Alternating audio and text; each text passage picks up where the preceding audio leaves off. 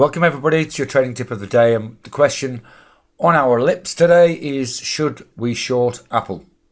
With the Nasdaq sold off tremendously, tech stocks under real pressure to the downside, and we look at Apple and see a day which pushed us back towards this $92 level, which is a pivot low that we're keeping an eye on, that we hit at the end of January. We also can look back to August for this particularly unusual bar here we see on all three charts. But really we've got to go all the way back to July 2014 to see a level below 92 of any significance.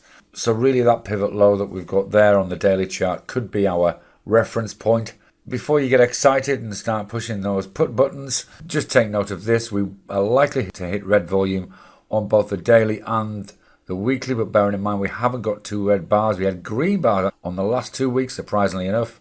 So if we look at the S&P 500, of course, we'll see the S&P 500 at around about 1880 pre-market. Will look as though we're going to drop off 1% on open, but it is looking slightly better than it was an hour or so ago. But nevertheless, there seems to be some selling pressure still around. Wouldn't be trading anything in that first hour. Let's see what the next market move is. Apple could be on your radar if it should get slammed tonight and go below 92. But to me, I would rather wait, see what happens. If it doesn't break that, there's every chance it could remain within this range. So more likely we're looking at a 90, 95, 100 butterfly trade for later in the week, depending on what happens. I hope that's useful. And that's just one of the trades I'm considering for today. So before we go, if you'd like to see everything I'm considering and see the trades I'm really taking, why not take a trial to my Options Elite alert and trading service?